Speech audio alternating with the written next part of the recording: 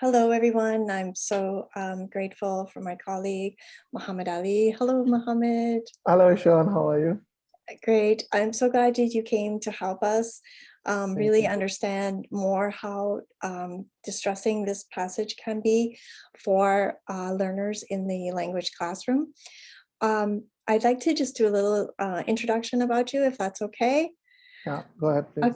Okay, so Mohammed is my colleague. He's a PhD student at Queen's University and an expert on actually FGM. And I would like to show this article that was recently published by Mohammed titled The Patriarchy and the Biopolitics of FGM. I think it's a must read. I think everybody should actually read this article. I did go through it. It's quite sort of shocking, but also really provides a lot of context and understanding.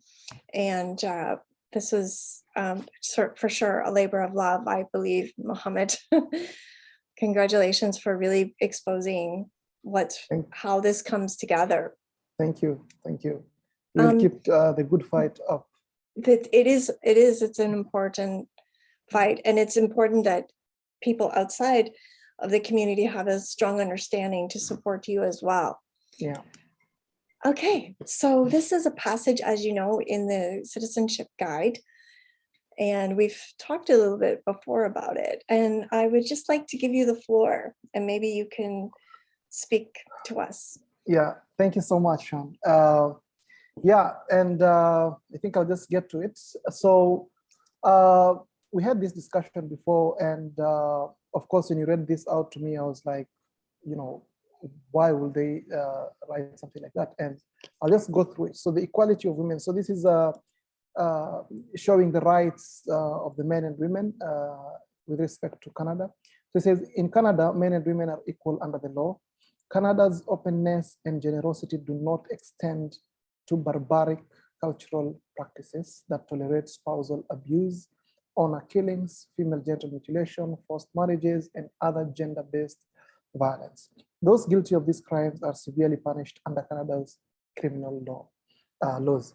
So this is Canada's law. This is something that was set forth, and it's a right of every man and woman under this country, Canada, to enjoy those rights, okay? However, it has to be sensitively, how do we say, custom made, or rather, because this is something that it is part of it's a module for newcomers and for refugees and English learners who are new to this country. First of all, we have to remember that these people have fled their countries, and nobody wants to leave their country for another. I can tell you this, I came here to study, but it was very difficult for me, knowing that I still have a country to go back to, knowing that I still have people to go back to. But being in this country was difficult enough, you know, trying to adjust, I already know the language, you know, I'm someone who can easily move around, but still, it was very difficult for me. I had to go through, you know, a phase of, I wouldn't call it depression, but a similar kind of a thing. It was very difficult. And thanks to a few friends, you know, like Sean, who were able to hold my hand and take me through this. And thank you, Sean, for this.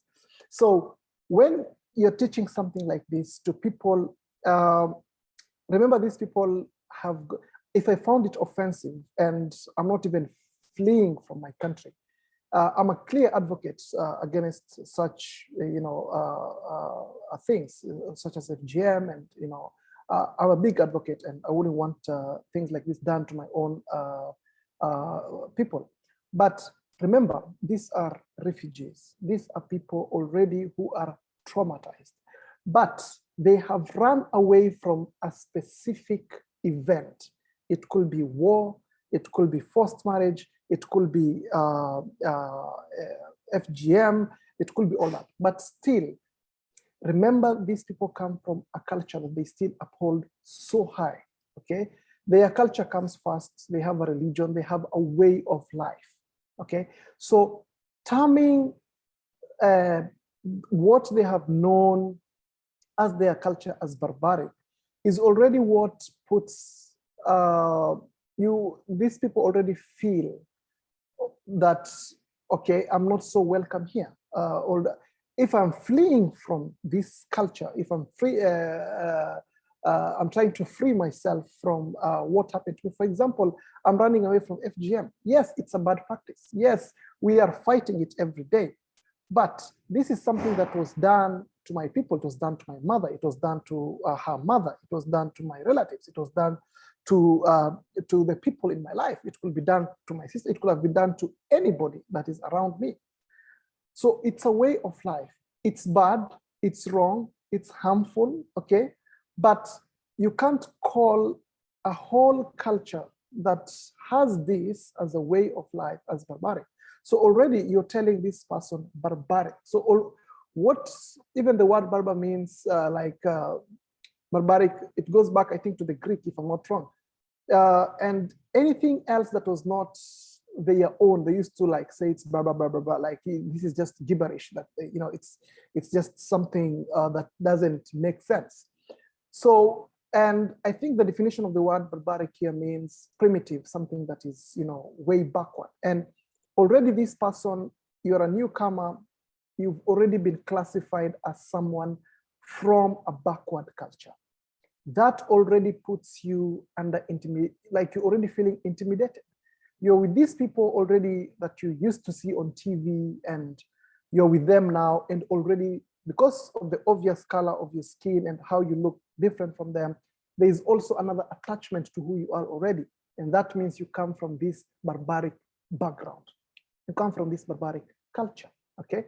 The whole culture itself doesn't mean that it's barbaric. We have 99% of very beautiful things that we uphold, that we love, that we know, call our people, some things that we look forward to, some things that we miss, our food, our traditions, our cultures, our people, our music, our dances, our stories, you know, our history. There's a lot that we miss. So a harmful practice like FGM, it needs to be singled out, that yes, it is, but it doesn't necessarily mean it cannot be cultural. It could be medical. It could be religious to some people, though it's not in the Islamic religion. It's not even, it's not a thing in Islam, actually. It's only supposed to be done for men. And it's even medical for men for health reasons.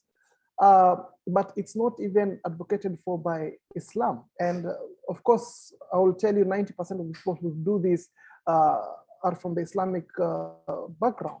So already portraying a whole culture that is so beautiful as barbaric because of singling out things such as spousal abuse, honor killings. That's just so wrong. The second thing, spousal abuse is not something that you can single out to these people. You cannot tell them barbaric cultural practices such as already you're putting this person in a position, you know what, you're the one who is bringing these evil and backward things to our culture, to our people. Spousal abuse is something that is even right here in Canada. It is something that across the world, the Western countries, the so-called first world countries, the developed world, all of it, spousal abuse is a thing. It's not something that is specific to these people. So is the Western culture barbaric? Is the Western culture primitive? Is the Western culture something that you don't want these people to learn? So if you want to consider the Western culture as barbaric as well, and you tell them, you know what, you're also here, but we have this. So the thing is, it should be the phrasing of this. Yes, these are things that nobody wants. Nobody wants to abuse their spouses. Nobody wants a spouse that is abusive. I mean, it is something that none of us will want to be in. Nobody wants to go through FGM. Nobody wants to go through, you know, the honor killings. And I don't know exactly what honor killings means here because it's already in quotes, but I will assume it's something to do like either you kill in the name of trying to get honor or something like, or you kill yourself in the name of either suicide bomb. All that is understandable. And I mean, the white supremacists do this all the time in the name of what? Upholding the white supremacy. In the US, it's something that happens all the time. I'm not sure about Canada, but I know there are incidents also in Canada that have happened. where somebody just upholds a manifesto and goes and kills people because they do not want immigrants in this country. So the people you're teaching this are already immigrants, and these people already were fleeing from very painful situations, and already you're classifying them as barbaric people already. And I mean, we have all those killings here as well. It's not something that is unique to them as well. Forced marriages. I'm sure the West has gone through a very long route to enjoying some bits of rights, especially for the women. As Africans, as people from these cultures that are already, that are called barbaric in this statement, are still taking the baby steps, okay? We are still going through the problems that the West finished 100 years ago, and we are still learning, okay? So forced marriages, I'm very sure that there is a white person who went through that. I mean, arranged marriages have always been there as well. It's not something that is unique to these newcomers only. And of course, gender-based violence is a big thing, even in the West. Women are going through problems in their homes. They are. Exactly. Not They just are. and some men also are abused by their women. They are. GBV is something that is also here in the West. So singling out, I mean, these practices can be called harmful. And, you know, I would rather something like this is taught like this. Okay, this is Canada. We do not tolerate, under your rights, you're supposed to enjoy A, B, C, D. And the country, these are some of the criminal offenses in this country. I would rather this was laid out as an offense to the country and something that should not be done within the borders of this country. That if you do FGM on your children in this country, then you will go to prison, okay? Right. If you abuse your spouse here, you will go to prison. It doesn't mean that this is a culture that you bring. And the repercussions of this is that, and this is something that maybe it is only known by, I will say, the Africans, for my case, the Somali people who keep coming back home. There's something that is called culture rehabilitation. Yes. Because people fled their countries. We fled, most of my people fled from Somalia because of the civil war of the 90s. Yes. We were welcomed into the West, the US, Europe, Canada, and other countries. So our children have grown up here. But because the children have been integrated into the culture of this country, they lost what was their original culture. Yes. And so there is that identity crisis that is so vivid in the lives of these children. And so now when they mature and in their teenage, the parents are like, we don't even know who these are anymore. Yeah. So the 99% beautiful culture that was eroded is what now they have to go back to Africa to try and get.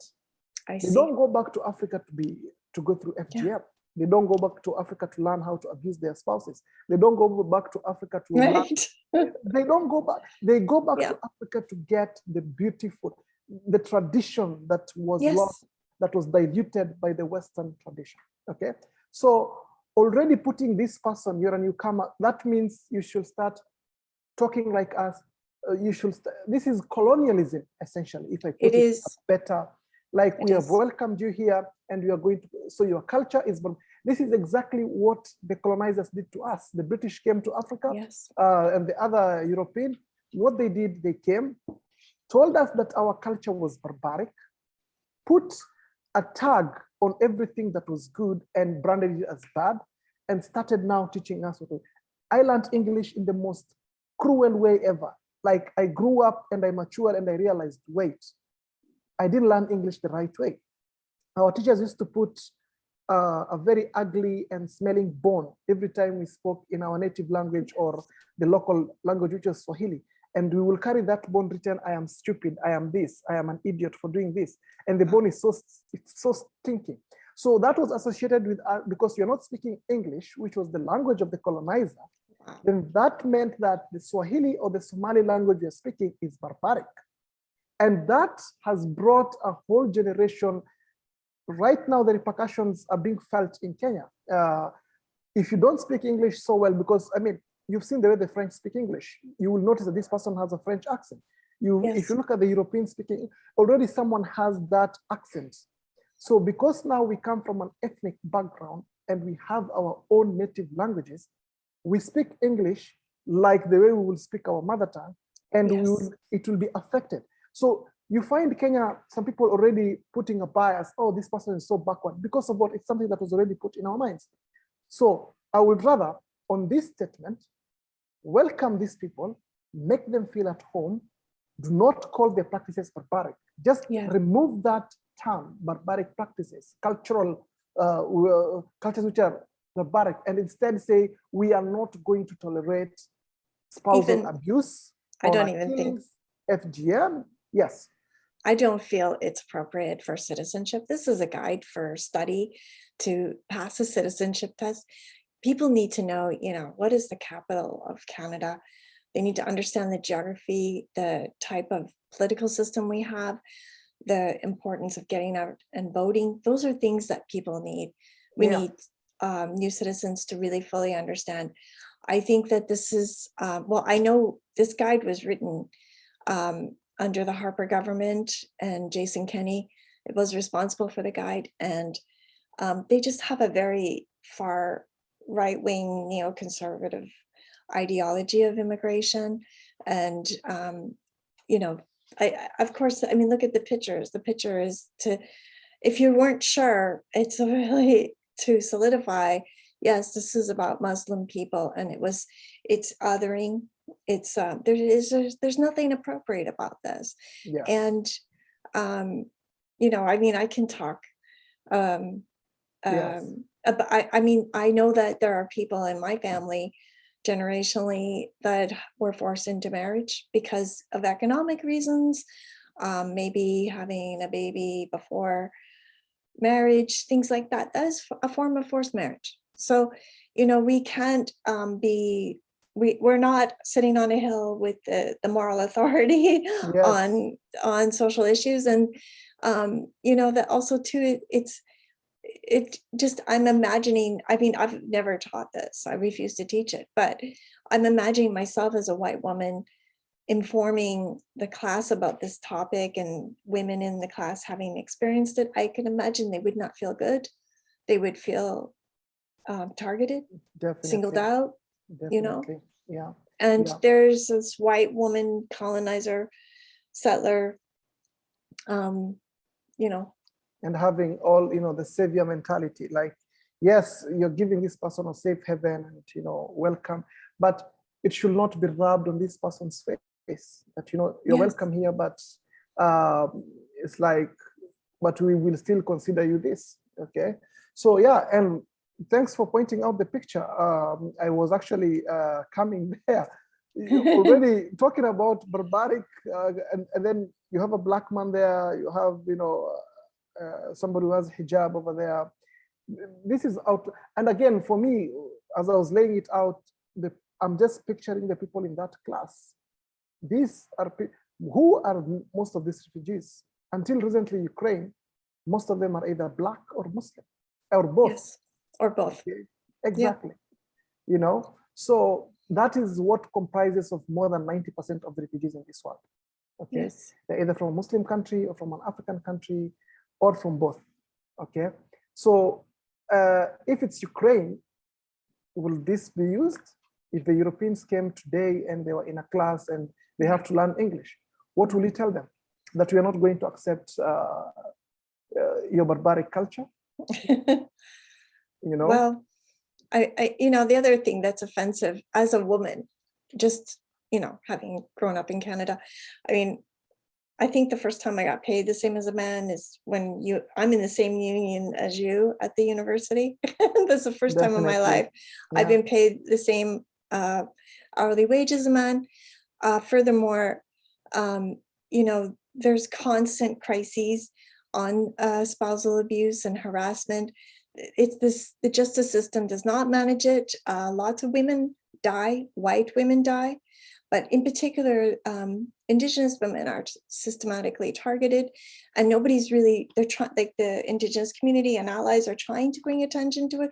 Why are these missing and murdered women and girls not, is there no investigation into their disappearances or their murders, things like that. So the idea that, I also think the passage falsely represents, oh, if you are a victim of spousal abuse, we'll help you. This is not true. I don't believe it's true. And I know it's not true, because there's an overwhelming, like you know, when a person leaves the home, they go to a shelter, and they have to turn people away. They have to turn away families, moms and kids, because they don't have beds. So this is not like it's not true. It's false representation as well. Well, I really don't want to keep you because I know you're working. No worries, no worries. I'm more than happy to be able to give my input. That was great. Yeah, and if this was me in a class, I would definitely feel offended, you know, and yes, I will actually walk out, you know. But yes, sadly, the people who are being taught this don't really understand this, and they wouldn't even want to. I think they do. I think they feel they can't walk out because they need the citizenship. Exactly. And so that's a power imbalance. It's another level to it. You know, they have to just endure it. Endure it. Yes. It's existentially harmful. Yeah. Because they cannot question it. Yeah. And, you know, it is racist. And really in critical pedagogy, any critical pedagogy, we should call out racism. Definitely. And we should interrogate it. Why is it racist? It's not enough to say this is racist. Well, we have to explain why it's racist and why it's harmful. And then, you know, that in that conversation, there's learning and change. Definitely. Yeah, definitely. So this needs to be really scrapped off completely. And totally. Yeah. If it has to be addressed, maybe addressed very differently in a very, I will say, different manner. But for me, I will advocate for its complete removal. I think we should do, we should do a co-paper. Yeah, definitely. I'll be more than happy. I think there's a few people. Yeah, that would be, definitely. Thank you so much. And I look forward to seeing you. I know we're going to make some plans for some fun. Definitely. Please say hello to Nasra and give kisses to the baby. I will do that. I'll do that. So the other thing I wanted to tell you, I'll stop the recording. Okay. Yeah. Or unless you want it edited, I'm